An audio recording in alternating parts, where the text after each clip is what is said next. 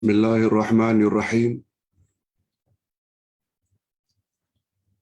Alhamdulillah wassalatu wassalamu ala Rasulillah amma ba'd.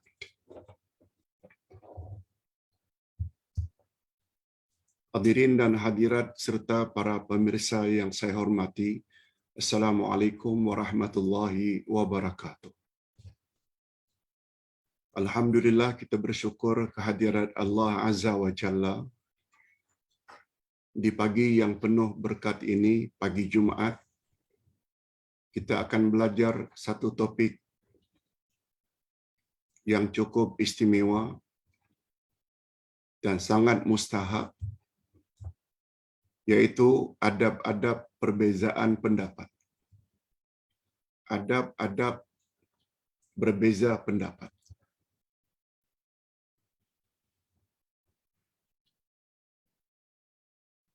Sebab apa yang terjadi gara-gara berbeza pendapat akhirnya bermasam muka, tidak berteguran, bermusuh-musuhan. Sikap tersebut sebenarnya sikap orang yang tidak ada adab.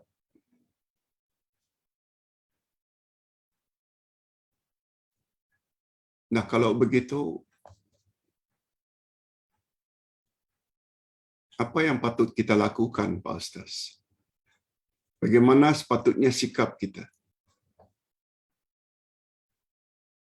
Dalam masa lebih kurang 1 jam ini, seperti biasa kita akan bawa 3 sesi. Sesi pencerahan tentang topik adab-adab perbezaan pendapat. Yang kedua, kita akan jawab 3 soalan, dan yang ketiga kita akan akhiri dengan doa. Mungkin lebih kurang 40 minit atau 45 minit kita isi dengan pencerahan topik adab-adab perbezaan pendapat. Bagaimana menurut Islam? Yang gara-gara tidak mengetahui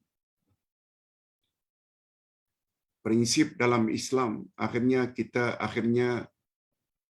menjadikan perbezaan pendapat sebagai punca perbalahan yang berkepanjangan. Sikap tersebut sebenarnya sikap orang yang kurang ilmu.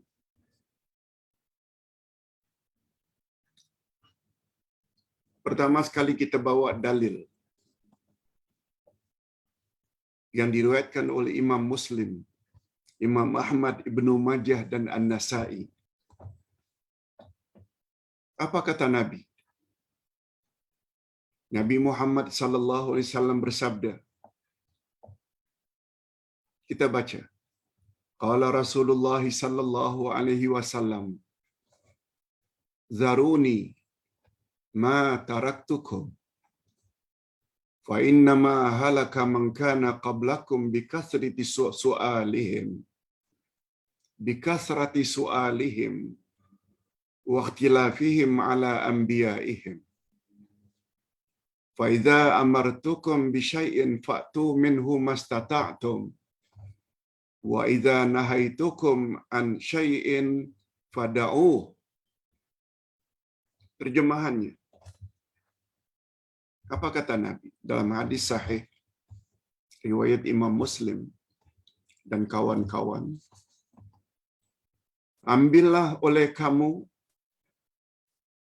daripadaku, kata Nabi, apa yang aku tinggalkan untuk kamu. Ambil saja. Sesungguhnya sebab kemusnahan umat sebelum kamu, binasanya umat sebelum kamu, penyebabnya adalah karena mereka terlalu banyak bertanya. Ini satu hal lagi. Bertanya boleh, tapi banyak bertanya tak boleh.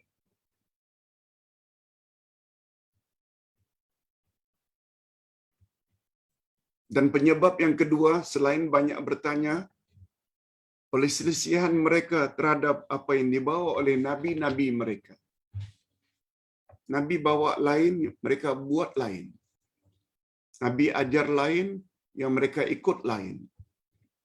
Itu dia dua penyebab utama binasanya umat-umat nabi-nabi terdahulu. Pertama, terlalu banyak bertanya. Yang kedua, ajaran para nabi tidak mereka ikuti. Lihat bahaya orang yang tidak ikut sunnah Nabi. Lalu nasihat Nabi. Oleh itu, kata Nabi, lanjutan makna hadis, oleh itu, jika aku suruh kamu dengan sesuatu, maka buatlah olehmu apa yang kamu termampu. Dan apa yang aku larang, tinggalkan olehmu. Hadis riwayat Imam Muslim. Hadis sahih. Hadis yang kedua, qala Rasulullah sallallahu alaihi wasallam, ikhtilafu ummati rahmah. Rawahul Baihaqi. Perbezaan pendapat di kalangan umatku adalah rahmat. Hadis riwayat Al-Baihaqi. Cuma ada ulama hadis yang mengatakan hadis ini tidak sahih. Tapi maknanya betul. Okey.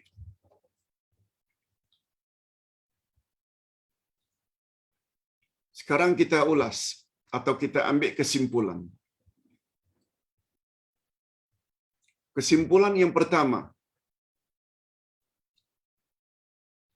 kemusnahan umat terdahulu adalah karena dua sebab. Terlalu banyak tanya,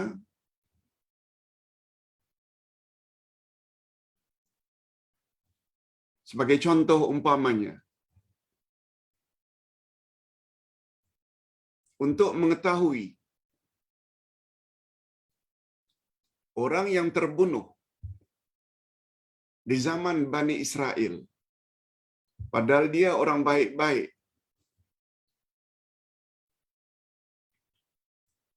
Nabi Musa mohon kepada Allah untuk mengetahui siapa pembunuhnya. Sebagai contoh, lalu datang arahan daripada Allah,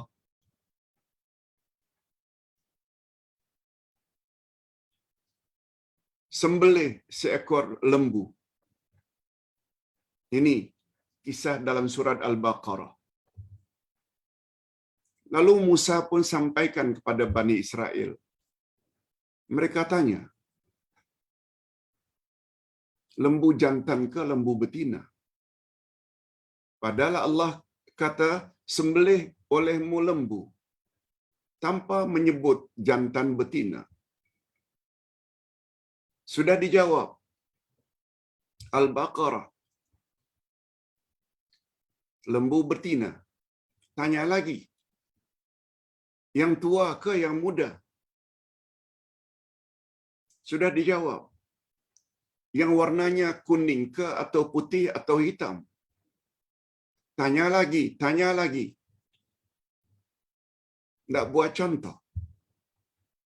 Akhirnya datang kemurkaan Allah dan binasa Bani Israel. Contoh. Ini yang diisyaratkan oleh Nabi di antaranya. Binasanya umat terdahulu karena mereka terlalu banyak tanya. Kalau Allah dah suruh sembelih lembu, lembu jantan ke lembu betina ke muda ke tua ke apapun warnanya, sudah memenuhi kehendak Allah. Tapi gara-gara banyak tanya, akhirnya menyusahkan. Yang kedua, Sebab kedua, musnahnya umat terdahulu karena mereka tidak mau ikut ajaran yang dibawa oleh Nabi. Nah, hari ini kita ambil pengajaran. Kalau tak mau umat Islam ini binasa, musnah, jangan ada dua sifat itu. Nabi sebut dalam hadis sahih. Kemudian Nabi beri panduan dalam hadis yang sama. Terhadap apa yang aku suruh, buatlah apa yang kamu termampu. Tak mampu salat berdiri, boleh duduk. Tak mampu duduk, boleh baring. Tak mampu uduk dengan air karena sakit atau ketiadaan air, boleh tayamum. Tidak tahu arah kiblat karena hari mendung, kompas juga tak bawa, salat saja walau menghadap kemanapun. Allahu Akbar. Itu maksudnya. Namun salat jangan sampai tinggal. Ini maksudnya apa yang aku suruh, buatlah apa yang kamu termampu. Kemudian Nabi teruskan, terhadap apa yang aku larang, jauhi olehmu. Dan Nabi tidak ikuti dengan apa yang kamu termampu. Minum arak umpamanya, dilarang, jangan minum arak, walau sedikit. Tak boleh istilah, saya dulu dah terbiasa minum arak 1 botol sehari. Saya tak mampu meninggalkan arak. Saya minum juga, walaupun hanya 1 gelas kecil. Itu yang termampu, tak ada istilah itu. Tak ada istilah itu. Terhadap apa yang aku larang, jauhi olehmu. Penjudi, penzina, tak boleh mengatakan, dulu aku berzina setiap minggu. Tapi aku tidak boleh tinggalkan larangan itu.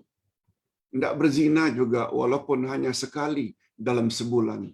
Itu yang aku termampu? No. Terhadap larangan, tidak ada istilah itu yang termampu. Terhadap suruhan Allah, buat apa yang termampu.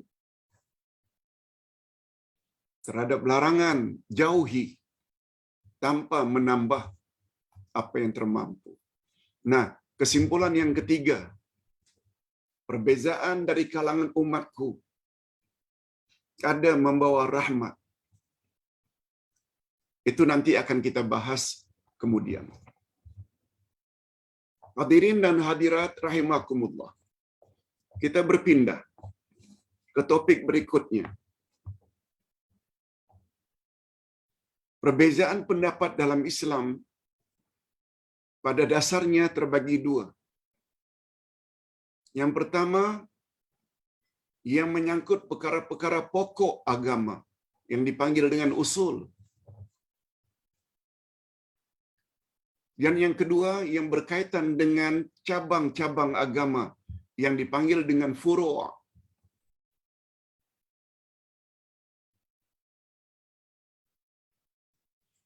Terhadap perkara-perkara pokok seperti rukun iman yang 6, tak boleh bercanggah. Iman pada Allah, iman pada Rasul, iman pada malaikat, iman pada kitab, iman kepada hari kiamat, iman pada takdir. Kita tak boleh berbeza pendapat.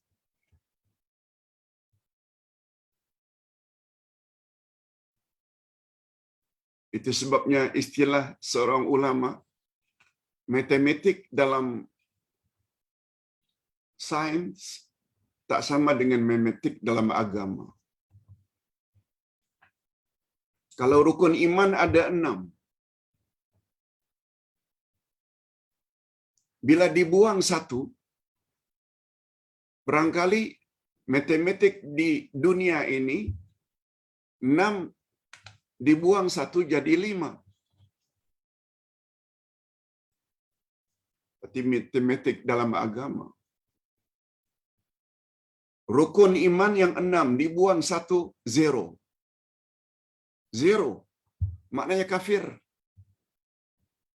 Walaupun beriman pada Allah, beriman pada Rasul, beriman pada malaikat.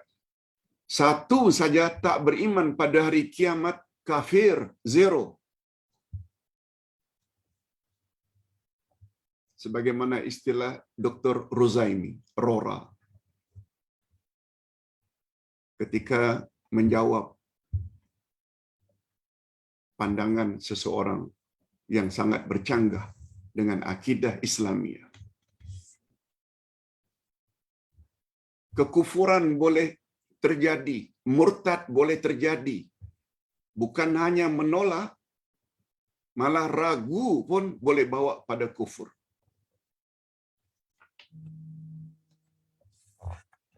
Ragu pun boleh membawa kepada kekufuran. Hadirin dan hadirat rahimakumullah.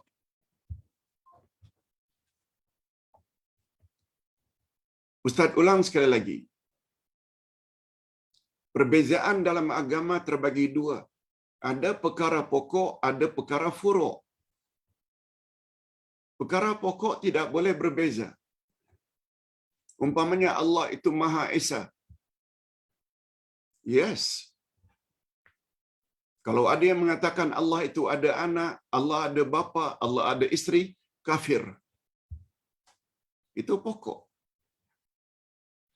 Quran adalah kalamullah. Ini masalah pokok. Nabi Muhammad Rasul terakhir. Ini perkara pokok. Tak boleh kita berbeza pendapat. Dilarang. Kalau melanggar, akan rosaklah keislaman seseorang. Itu perkara pokok. Tapi perkara furuk. Perbezaan dalam menafsirkan ayat-ayat Quran. Ini termasuk perkara furuk. Ustaz buat contoh. Terhadap ayat Al-Quran, A'udzubillahi minasyaitanirrajim. Aw lamastumun nisa. Salah satu daripada perkara yang boleh membatalkan wuduk adalah menyentuh wanita. Ada yang mengartikan menyentuh itu dengan makna jima', mengadakan hubungan kelamin suami isteri.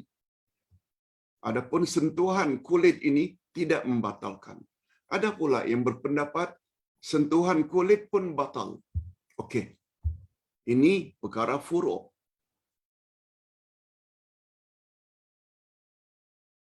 Perkara cabang. Ada yang kunut waktu subuh, ada yang tak pakai kunut. Karena mereka menilai hadis itu berbeza-beza.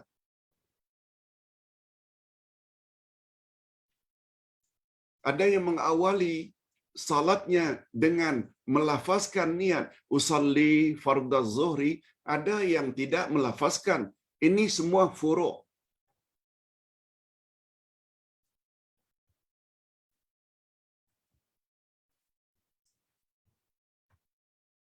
Bagi kita tentu saja, karena tahu tidak pernah datang dari Nabi usalli itu, lalu kita tidak usalli. Sebab sepakat ulama mengatakan makanun niyah al-qalbu. Tempatnya niat itu adalah hati, bukan lidah. Lalu ada yang menambah dengan, okey, silakan. Hormati pendapat mereka.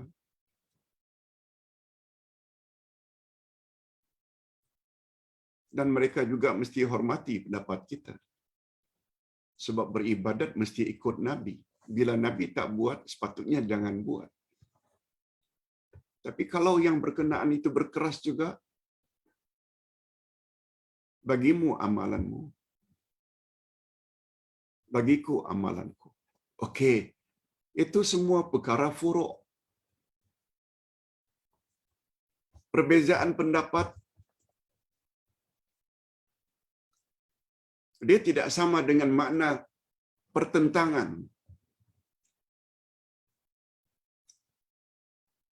Kalau pertentangan bercanggah, dalam bahasa Arab itu namanya diddon. Tapi kalau sekedar berbeza, itu ikhtilaf. Jadi ikhtilaful ulama, ia sesuatu yang memang wujud dalam Islam. Itu sebabnya hadirin dan hadirat rahimakumullah. Itu sebabnya Ustaz tertarik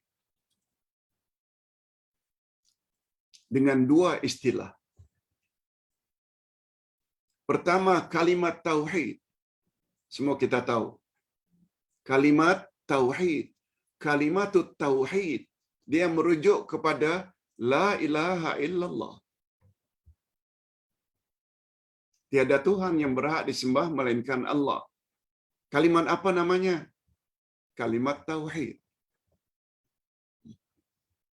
Tapi bila kita balikkan istilah tersebut, tauhidul kalimah, ia membawa makna perpaduan. Oleh sebab itu Islam menuntut kedua-duanya. Pertama, awak mesti punya kalimat tauhid, la ilaha illallah. Karena la ilaha illallah adalah kunci syurga. Karena la ilaha illallah adalah zikir yang paling afdal. Orang yang berpegang teguh dengan la ilaha illallah, dia tidak akan mau terlibat dengan syirik, sama ada syirik besar atau syirik kecil, sama ada syirik terang-terangan, syirik jali, atau syirik tersembunyi, yaitu syirik khafi. No.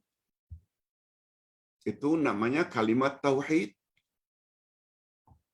Tapi ingat, in the same time, awak juga mesti punya tauhidul kalimah.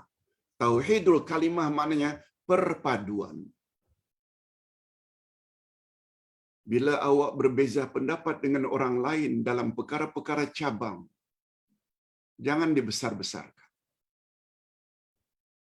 Hormatilah pandangan mereka, sebagaimana kita juga minta mereka hormati pandangan kita. Jangan gara-gara yang satu kunut subuh, yang satu tidak kunut subuh, lalu mereka bertelingkah, tidak berteguran. Coba dengar apa pelajaran kita beberapa hari yang lalu. Haram hukumnya tidak berteguran lebih dari 3 hari.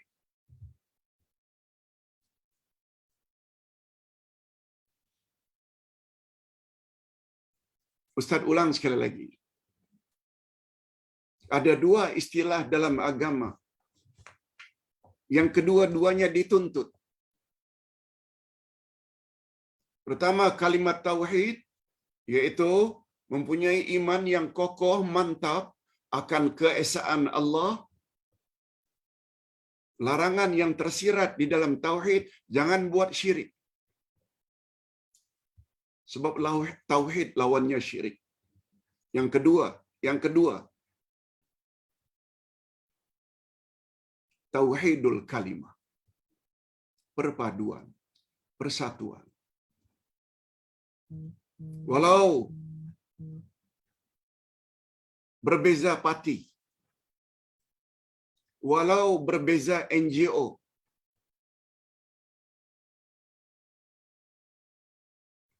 walau berbeza suku dan bangsa,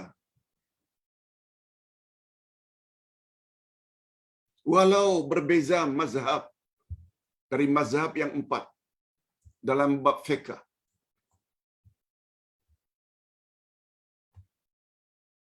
jangan sampai satu sama lain saling memulaukan.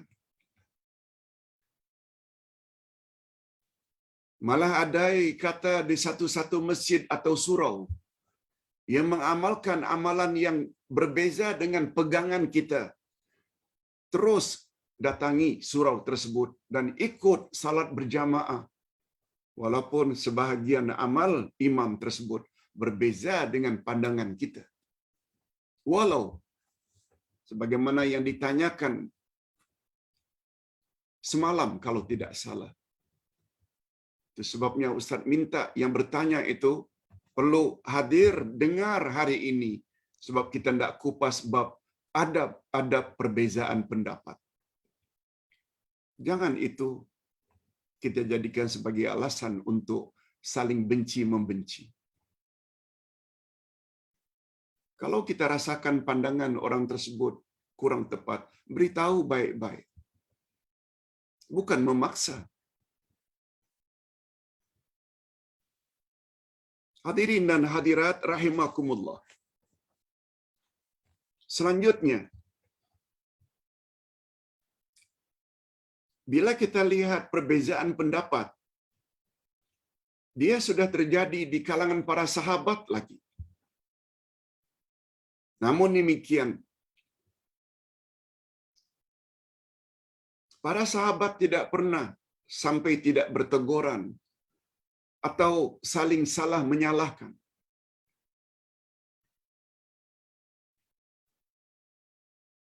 Mereka hormat orang-orang besar di zaman itu seperti Umar ibn al-Khattab. Berbeza pendapat juga dengan sahabat yang lain. Abdullah ibn Abbas,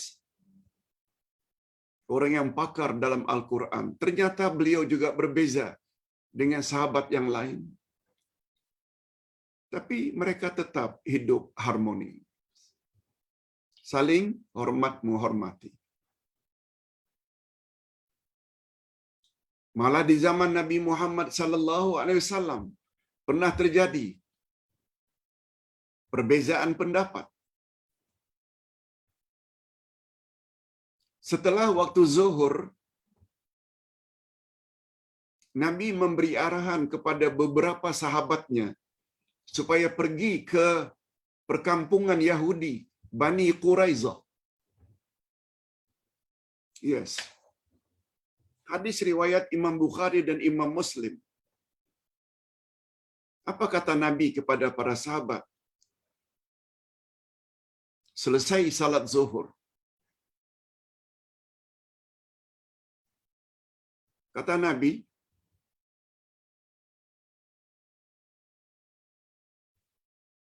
kamu hendaklah pergi ke perkampungan Bani Quraizah, perkampungan Yahudi.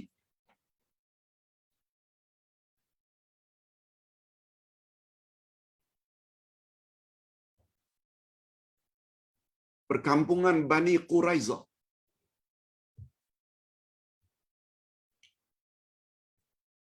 Pesan Nabi, kamu hendaknya jangan melakukan salat asar kecuali bila dah sampai di perkampungan Bani Quraizah.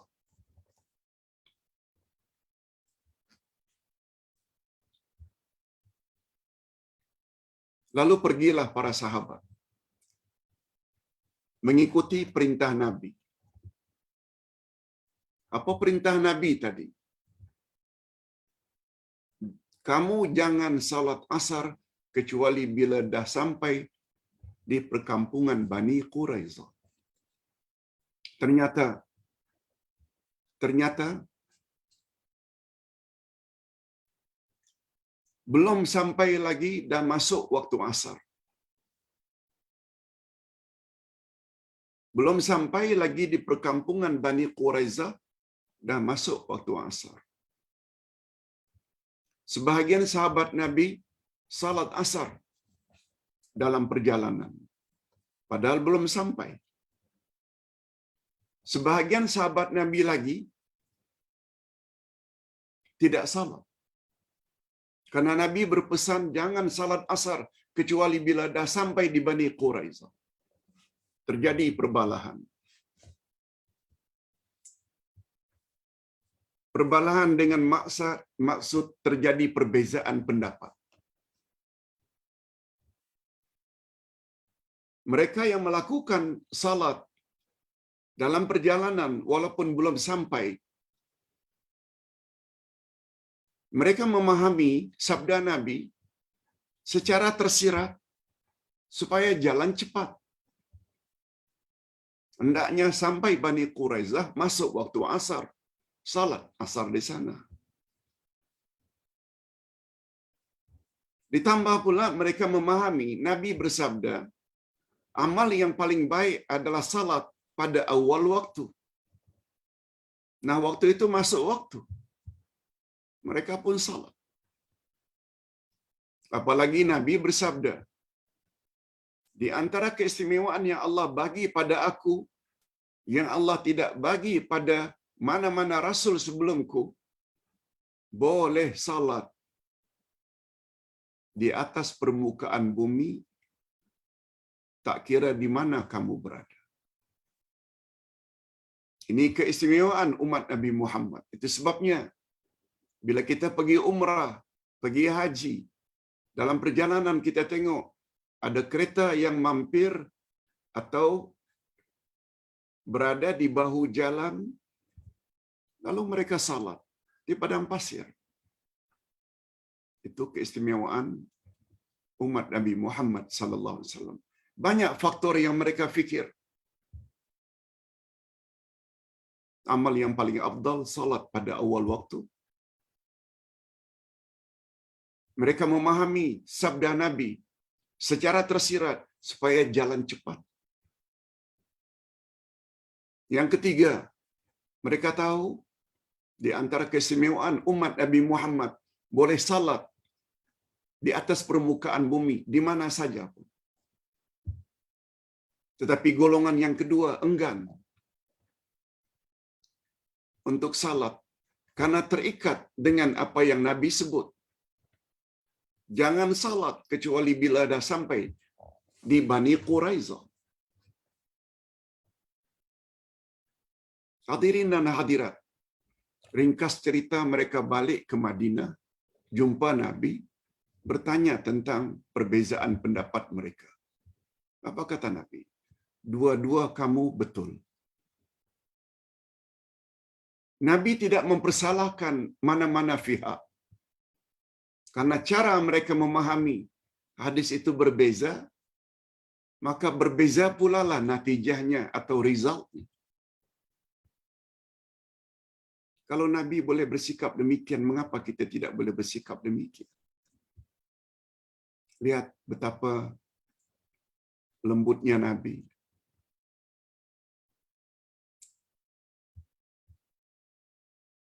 Betapa Nabi hormati pandangan para sahabat. Itu sebabnya kata ulama hadis, memahami hadis ada dua cara. Cara yang pertama, memahami hadis secara tekstual. Tekstual. Apa yang tertera dalam hadis, lalu difahami.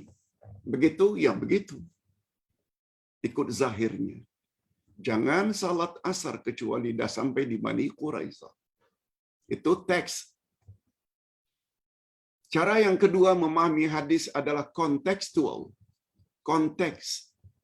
Dalam konteks apa? Oleh sebab itu, karena ada dua kemungkinan itu, maka sepatutnya kita menghormati pandangan yang berbeza. Selagi perkara itu bukan perkara usul, bukan perkara prinsip, tetapi hanya cabang. Hadirin dan hadirat rahimakumullah. Lihat di sini banyak contohnya. Perbezaan pendapat antara Umar dengan Abdullah bin Mas'ud. Perbezaan pendapat antara Abdullah ibnu Abbas dengan Zaid bin Thabit. Sila baca. Kita tak sempat nak jelaskan semuanya. Sila baca. Di mana kesimpulannya semua mereka saling hormat menghormati. Nah, hadirin dan hadirat, sekarang kita sampai ke bagian, coba lihat muka surat 135. Sebab-sebab terjadinya khilaf atau ikhtilaf, perbezaan pendapat. Setelah kita sebutkan perkara tadi, sebagai kesimpulan, ini dia.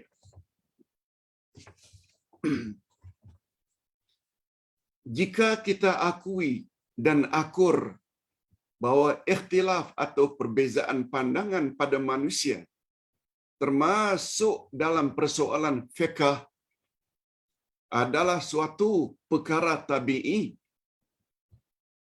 Perbezaan ini biasanya banyak dalam bab fiqh. Bukan akidah. Akidah biasanya solid. Dalam bab fiqh, salat, puasa, zakat, haji, zikir, doa, tayamum, wudu, tawaf, sa'i, itu persoalan fiqh. Umrah, haji, itu persoalan fiqh. Persoalan fiqh, perbezaan pandangan memang banyak berbanding akidah. Akidah solid. Kalau ada pun perbezaan, hanya kecil-kecil saja, bukan perkara pokok sangat.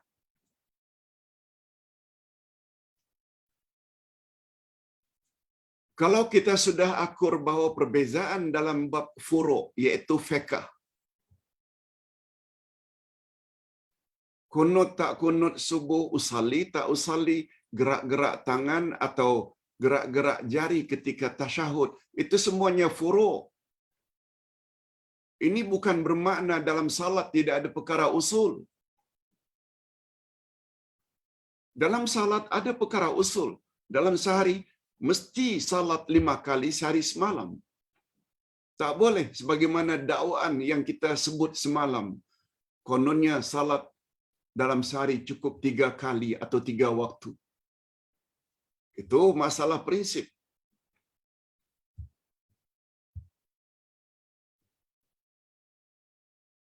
Masalah puasa.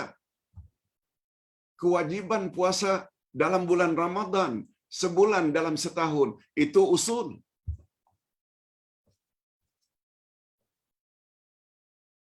Tentang perbezaan tentang ini dan itu dalam melaksanakan puasa, itu furu'.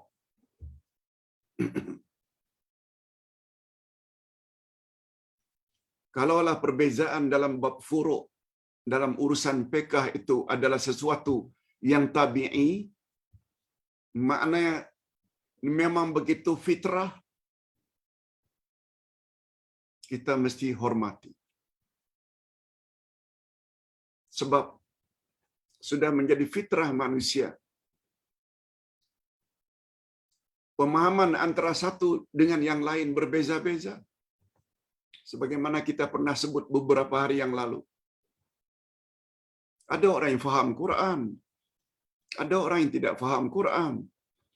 Ada orang faham bahasa Arab. Ada orang yang tidak faham bahasa Arab. Ada orang kota. Sangat banyak mereka boleh temui penceramah-penceramah yang berkaliber. Beza dengan orang-orang yang di dusun-dusun, di kampung-kampung. Nak mendatangkan pendakwah yang berkaliber 3 bulan sekali pun susah. Allah Subhanahu wa taala tidak persamakan mereka dari segi knowledge.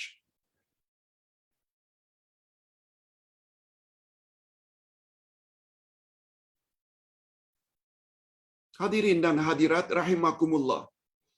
Ada orang yang celik IT. Seperti bapa-bapa dan ibu-ibu serta para pemirsa sekalian, celik IT.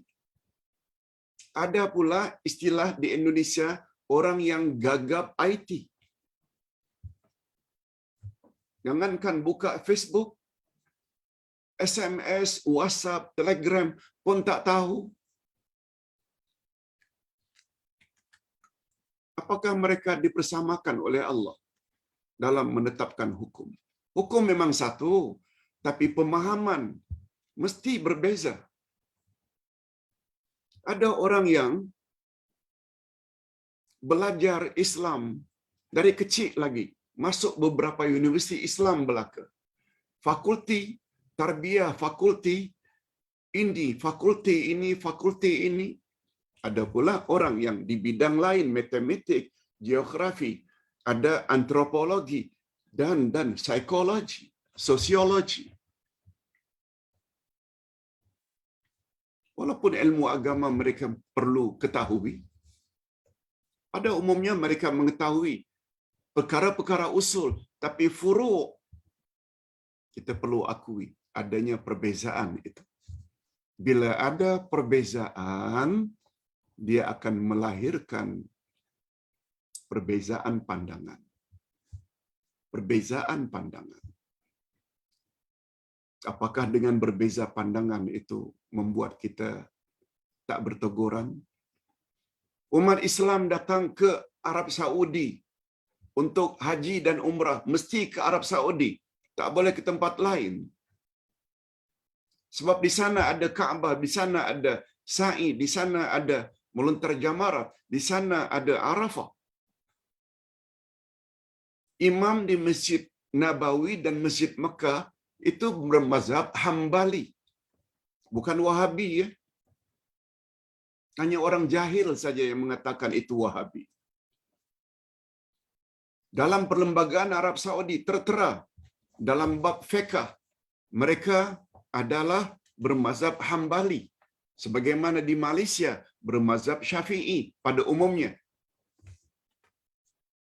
Seperti di India, Pakistan, Afghanistan, Turki itu Hanafi pada umumnya. Begitu juga Mesir, ada Syafi'i, ada Hanafi. Sedangkan di Maroko, Tunisia, Aljazair, Maliki.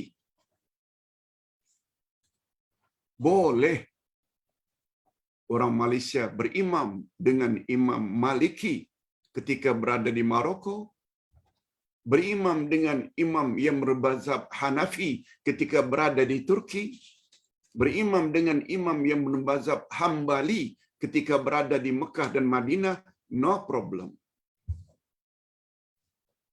Oh, imam di Mekah Madinah tidak membaca bismillah secara jahar ketika mengawali Al-Fatihah. Mereka juga ada dalil.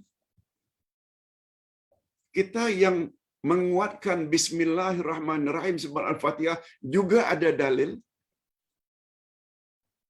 Di sini perlunya ada ilmu.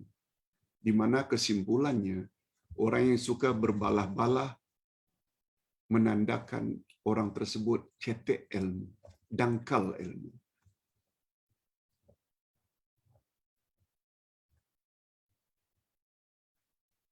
Hadirin dan hadirat rahimakumullah.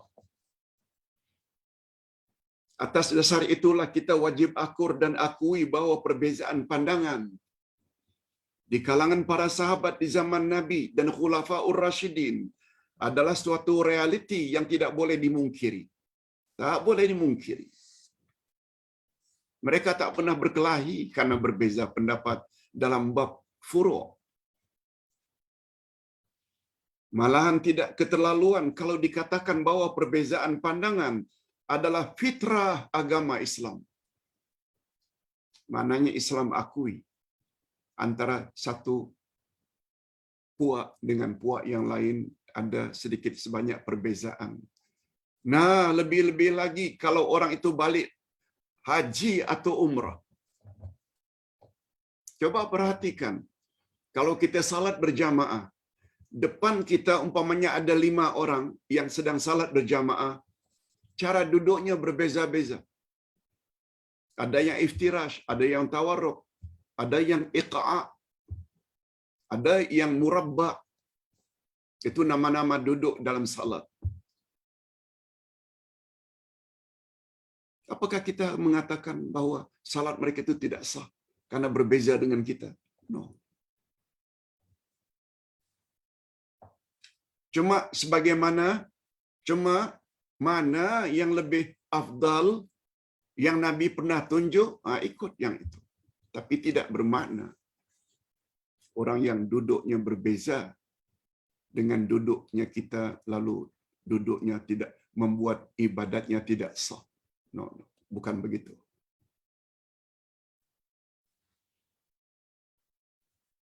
Oleh itu setelah menyadari hakikat ini maka tertolaklah dakwaan orang yang mengatakan bahawa dalam hukum hakam yang cabang mestilah seragam dan tidak boleh berbeza, itu menunjukkan orang itu tu jahil. Mesti seragam. Tak. Apalagi hadirin dan hadirat, dalam istilah agama kita ada namanya istilah ta'addudus sunan. Ta'addud itu berbilang-bilang. Sunan itu plural daripada sunnah. Sunnah yang berbeza-beza. Ustaz buat contoh. Allahu Akbar. Takbir memulai salat. Kita baca wajhatu wajhiyah. Yang sebelah kita baca Allahu Akbar kabiran walhamdulillahi katsira wa subhanallahi bukratan wa asila. Yang sebelah lagi kata Allahumma ba'id baini wa baina khataayaya kama ba'adta bainal masyriqi wal maghrib. Ketiga-tiganya pernah datang dari Nabi. Ini yang dinamakan dengan ta'addudus sunan. Yang datang dari Nabi berbeza-beza sunnahnya dalam doa iftitah. Itu doa iftitah. Ketika tahiyat akhir kita mesti menjadi rukun berselawat ke atas Nabi. Nabi pula ajar tak kurang daripada 6-7 selawat yang datang dari Nabi. Allahumma salli ala Muhammad wa ala ali Muhammad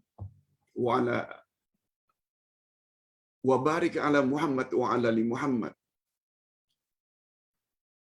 Innaka Hamidum Majid. Allahumma barik ala Muhammad wa ala ali Muhammad kama barakta ala Ibrahim wa ala ali Ibrahim innaka Hamidum Majid. Riwayat Bukhari dan Muslim. Tak ada fil alamin. Riwayat ada fil alamin itu riwayat Imam Muslim. Allahumma salli ala Muhammad wa ala ali Muhammad kama sallaita ala Ibrahim wa ala ali Ibrahim wa barik ala Muhammad wa ala ali Muhammad kama barakta ala Ibrahim wa ala ali Ibrahim fil alamin innaka Hamidum Majid. Sahih juga riwayat Imam Muslim. Nak baca mana pun sah. Ini yang dipanggil dengan ta'addudus sunan. Sunnah itu berbeza-beza. Yang diajar oleh Nabi. Kita tidak ikut mana yang satu, semuanya boleh. Lihat betapa perlunya kita kepada penambahan ilmu supaya kita terhindar daripada godaan syaitan.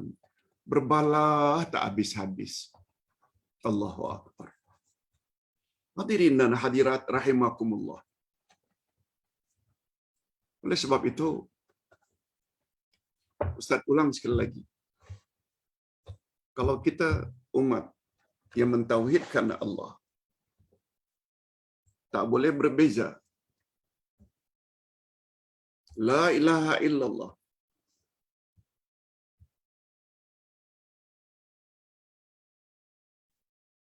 Itu kehendak kalimat tauhid. Tapi in the same time kita juga dituntut tauhidul kalimah, yaitu meneruskan perpaduan. Walaupun nampak sedikit berbeza dalam bab furu', tapi kita tetap bersatu. Ini dulu yang dapat Ustaz sampaikan. Mudah-mudahan ada jugalah manfaatnya kuliah kita pada pagi ini. Apalagi sempena bulan atau hari Jumaat, hari yang penuh berkat. Kita mendapat pencerahan seperti ini, Ustaz harapkan pada masa-masa yang akan datang, kita jangan terlalu besar-besarkan perkara-perkara cabang yang kita berbeza antara satu sama lain, sebab perbezaan itu sedikit pun tidak menjejaskan amal kita masing-masing. Namun demikian, bagi kita yang suka menuntut ilmu, berdasarkan ayat Al-Quran,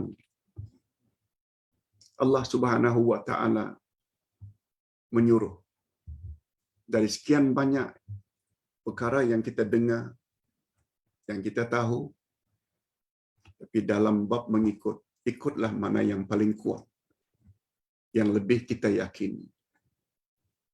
Allah Subhanahu wa Ta'ala berfirman dalam surat Az-Zumar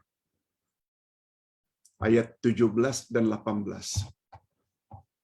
Fabashshir ibadil ladzina yastami'una al-qaul fayattabi'una ahsana.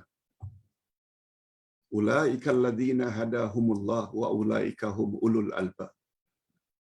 Penghujung ayat 17, Disambung ayat 18.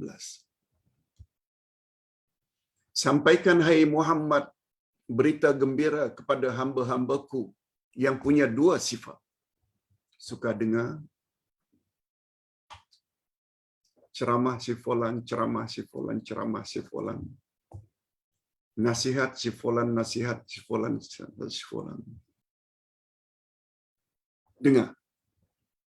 Tambah knowledge maknanya. Lalu mereka ikut mana yang lebih kuat. Maknanya bukan semua yang kita dengar kita mesti ikut.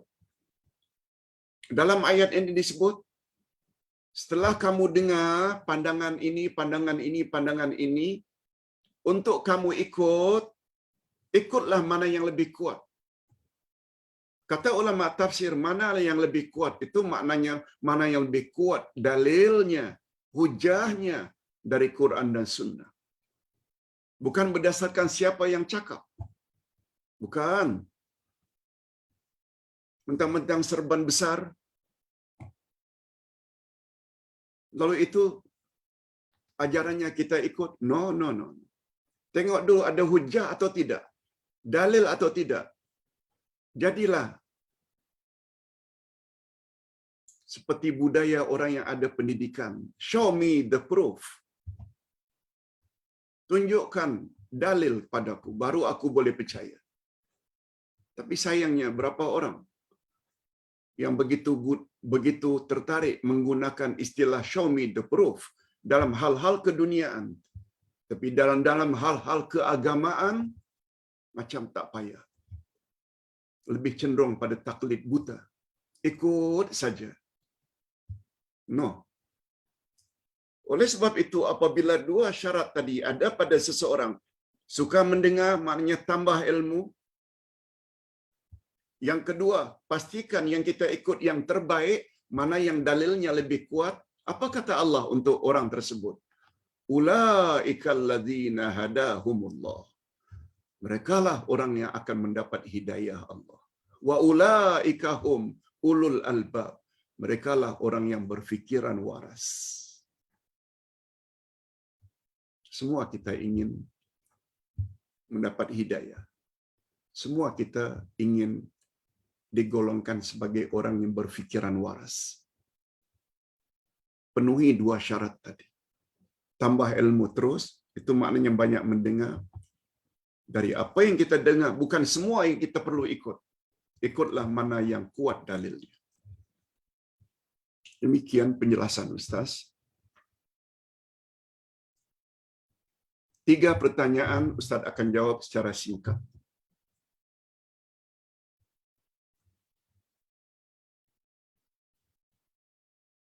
Ustaz dikirim satu ceramah Ustaz yang terkenal. Ustaz tidak akan sebut nama Ustaz tersebut.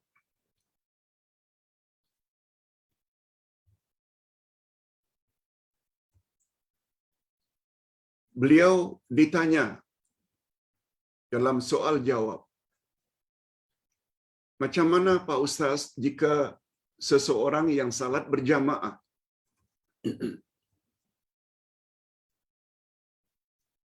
Lalu ketika duduk yang terakhir imam bangkit dari sujud yang terakhir. Bangkit dari sujud yang terakhir lalu membaca tahiyat akhir. Begitu dia bangkit, imam bangkit, makmum ada yang masih sujud lagi. Sujud begitu lama. Apa hukumnya, Pak Ustaz? Lalu Ustaz tersebut menjawab, apabila sujudnya makmum tersebut sampai kepada rukun dalam tahiyat akhir, yaitu salawat. At-tahiyatul mubarakatuh salawatut tayyibatu lillah. Assalamualaikum ayuhan nabi wa rahmatullahi wa barakatuh. Assalamualaikum wa ala ibadillahi salihin. Makmum tadi masih sujud. Asyhadu an la ilaha illallah wa asyhadu anna Muhammad Rasulullah.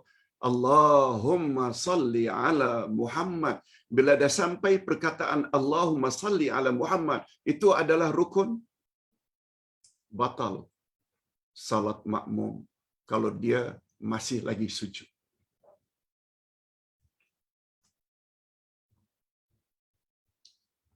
Ini belum sampai salam lagi ya, belum sampai salam lagi. Sampai Allahumma salli ala Muhammad saja, kalau dia tidak bangkit daripada sujudnya, batal salatnya. Begitu pandangan Ustaz berkenaan.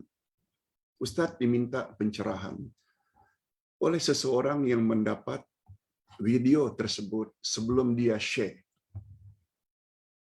Hadirin dan hadirat, pandangan Ustaz berbeza dengan pandangan Ustaz berkenaan.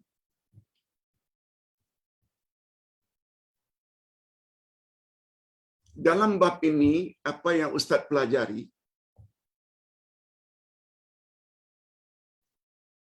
pertama sekali, Ustaz tidak beritahu, ini prinsip. Ju'ilal imam liyu'tamma bih. Imam dijadikan imam untuk diikuti. Itu satu. Namun demikian, perbuatan makmum tadi itu melamakan sujud. Tidak digalakkan dalam agama. Sebab imam sudah duduk, dia tetap sujud. Satu. Yang kedua, memang ada hadis Nabi. Tempat yang paling hampir antara kita manusia dengan Allah adalah ketika sujud. Oleh sebab itu, perpanjangkan sujudmu dan perbanyakkan doa di dalamnya. Memang ada hadis sahih. Tapi itu untuk salat sendirian.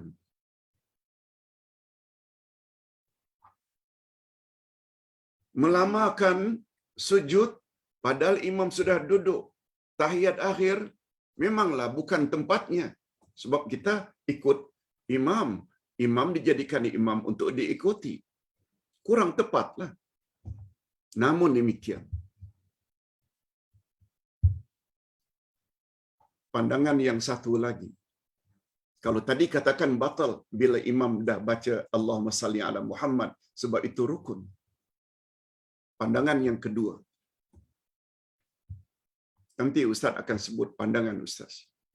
Pandangan yang kedua, salat makmum tidak batal. Cuma makmum tersebut tidak mendapat fadilat salat berjamaah. Jangan kata batal. Jadi pandangan yang kedua, salatnya tetap sah. Namun dia tidak dapat fadilat salat berjamaah dengan imam. Ustaz cenderung pada pendapat yang kedua. Jangan dengan mudah-mudah mengatakan salat orang itu batal, perlu diulang balik. Ustaz lebih cenderung kepada pendapat yang kedua. Salatnya tetap sah, cuma besar kemungkinan dia tidak dapat salat fadilat salat berjamaah. Okey. Dan kepada yang bertanya, Ustaz kira video tersebut jangan diviralkan sebab itu boleh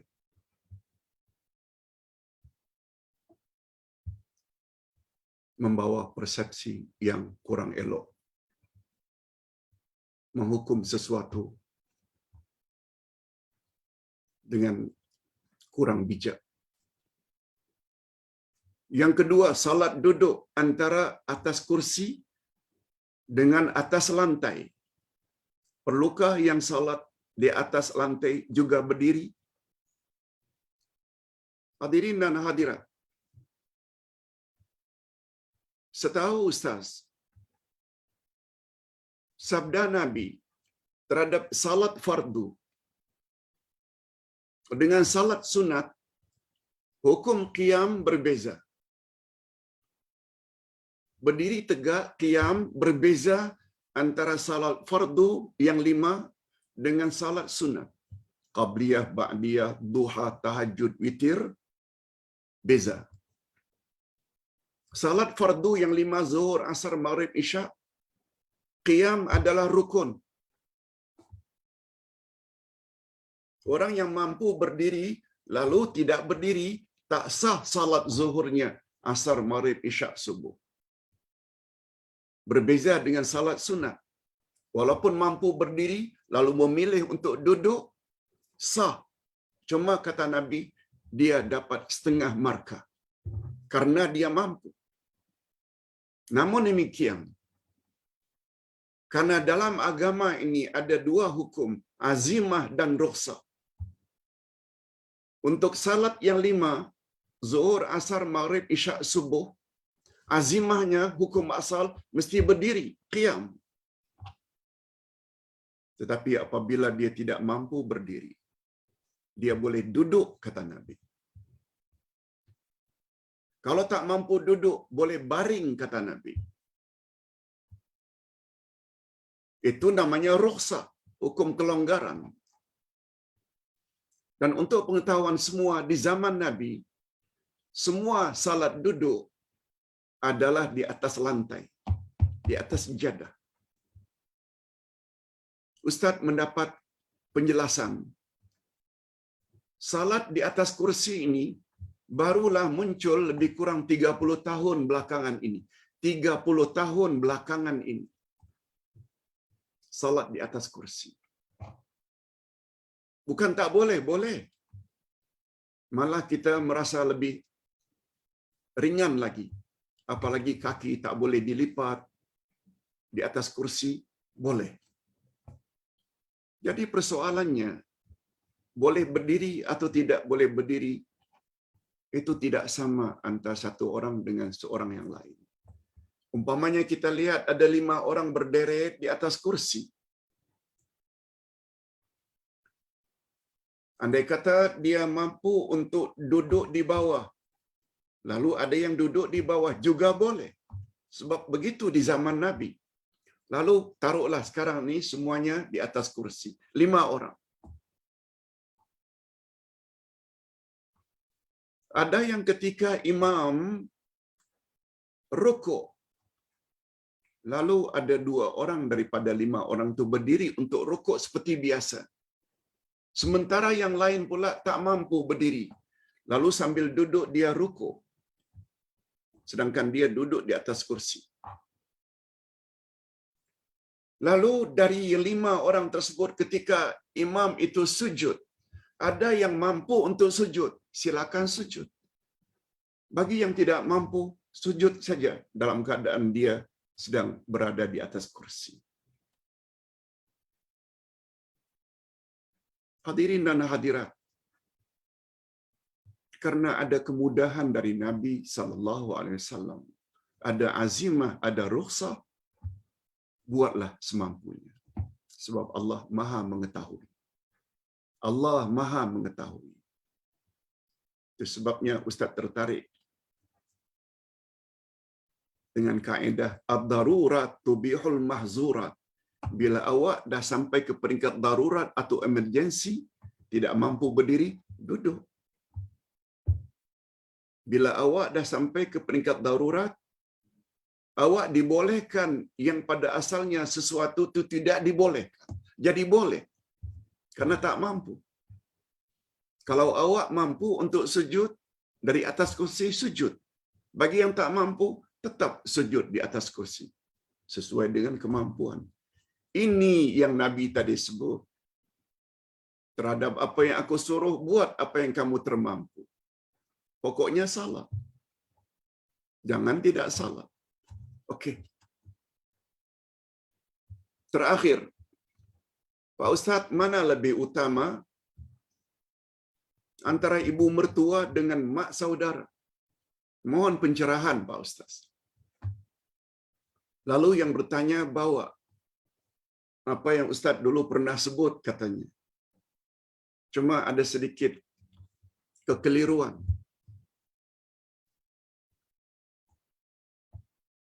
Kata beliau, Ustaz pernah sebut, ibu bapakmu ada 3.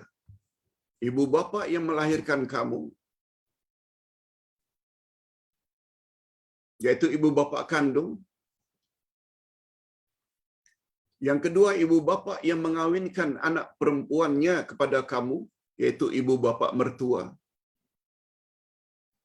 Cuma yang ketiga keliru. Yang bertanya itu keliru. Kononnya Ustaz ada sebut mak saudara. Sebenarnya tidak begitu. Apa yang Ustaz tahu dari ceramah seorang ustaz yang Ustaz dengar sejak tahun 70 lagi. Abaukum salasa. Ibu bapakmu ada 3. Abuka allazi waladaka, ibu bapa yang melahirkan kamu, betul? Itu ibu bapa kandung. Wa abuka allazi zawwajaka binatah, ibu bapa yang mengawinkan kamu dengan anak gadisnya, ibu bapa mertua. Nah, yang ketiga ni yang betul. Abuka allazi 'allamaka, ibu bapa yang mengajar kamu ilmu. Ibu bapa guru, ibu guru, bapa guru, cikgu, ustaz, muallim. Wa huwa afdaluhum, dan yang terakhir itu yang lebih afdal. Sebab dia beri kita ilmu. Sampai hari ini Ustaz tidak dapat pastikan sampai sama ada sahih atau tidak itu hadis atau hanya percakapan para sahabat, Ustaz tidak pasti. Tapi dari sudut bahasa tidak salah. Memang kita ada ibu bapa kandung, memang kita ada ibu bapa mertua, dan memang ada ibu bapa yang mengajar kita ilmu, ustaz-ustaz kita, pembimbing kita, murabbi kita. Berbalik kepada pertanyaan, setelah Ustaz perbetulkan, bukan mak mertua. Mana lebih afdal, mak mertua dengan mak saudara? Mak juga namanya, adik-beradik bapa atau adik-beradik ibu. Hadirin dan hadirat, Ustaz tidak dapat menjawab secara pasti. Tetapi yang pasti adalah kedua-duanya perlu dihormati. Kedua-duanya perlu kita beri penghormatan, ihtiram, respek. Mak saudara, dia adik-beradik mak bapak kita. Maknanya begitu dekat kita dengan mereka. Mak mertua yang telah mengawinkan anak gadisnya kepada kita, yang berkat perkawinan kita dengan anaknya, kita dapat zuriat, anak dan cucu yang boleh menolong kita insya-Allah bila kita sudah mati. Kedua-duanya perlu diberi penghormatan. Tak perlulah kita katakan mana yang lebih utama, kita perlu hormati. Hormatilah kedua-duanya. Malah hormatilah mak bapak kandung, itu nomor 1. Tak boleh kita nafikan. Mak mertua ke, mak saudara ke, begitu juga guru-guru kita yang membimbing kita selama ini untuk keselamatan kita di dunia dan di akhirat. Ini yang dapat Ustaz sampaikan. Sebelum doa, Ustaz ingin ingatkan, nanti petang, hari Jumaat, jam 5.30, kita akan belajar akidah Islamiyah. Kita akan belajar ilmu akidah, yaitu konsep Muhammad Rasulullah. Pelajaran pada hari ini juga penting. Tidak kurang pentingnya berbanding la ilaha illallah. Sebab la ilaha illallah tanpa Muhammad Rasulullah, keislaman kita jadi rosak. Apa makna Muhammadur Rasulullah? Nanti Ustaz akan uraikan. Ada 4 syaratnya. Bismillah. Alhamdulillah wassalatu wassalam ala Rasulillah.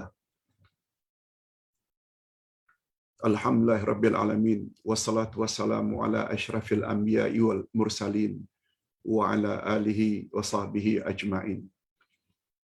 Rabbana ighfir lana dzunubana wa liwalidina warhamhum kama rabbawna shighara. Ya Allah, ampunlah dosa kami dan dosa kedua ibu bapa kami. Dan cucurilah mereka rahmat-Mu ya Allah sebagaimana mereka telah didik kami sejak dari kecil. Rabbana hab lana min azwajina wa dzurriyyatina qurrata a'yun waj'alna lil muttaqina imama. Ya Allah, berilah kami pasangan hidup dan zuriat keturunan yang menyedapkan pandangan mata dan hati kami, dan jadikanlah kami pemimpin bagi orang-orang yang bertakwa.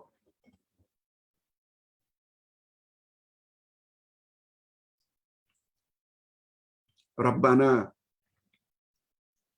ij'alna minal ladzina yastami'una al-qaul wa yattabi'una ahsana. Ya Allah, ya Tuhan kami,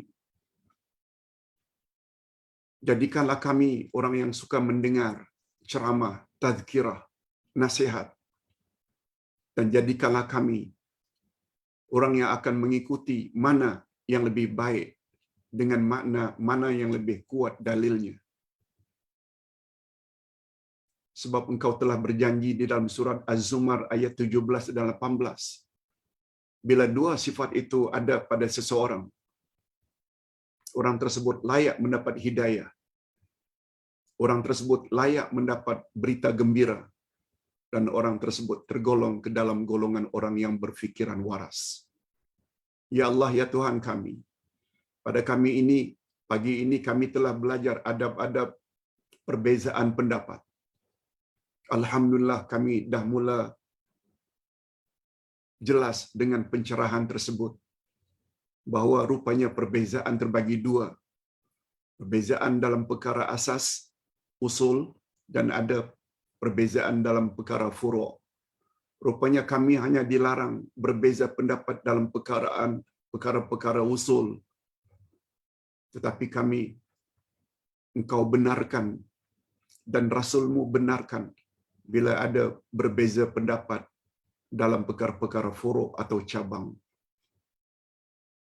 Rupanya kami dituntut, ya Allah, bukan saja terhadap kalimat tauhid la ilaha illallah, tapi kami juga dituntut supaya senantiasa menjaga tauhidul kalimah, yaitu perpaduan. Wa sallallahu ala nabiyyina Muhammad wa ala alihi wa sahbihi ajma'in. Subhana rabbika rabbil izzati amma yasifun. Wa salamun alal mursalin. Walhamdulillahi rabbil alamin. Subhanakallahumma wa bihamdik. Asyhadu an la ilaha illa anta astaghfiruka wa atubu ilaik. Assalamualaikum warahmatullahi wabarakatuh.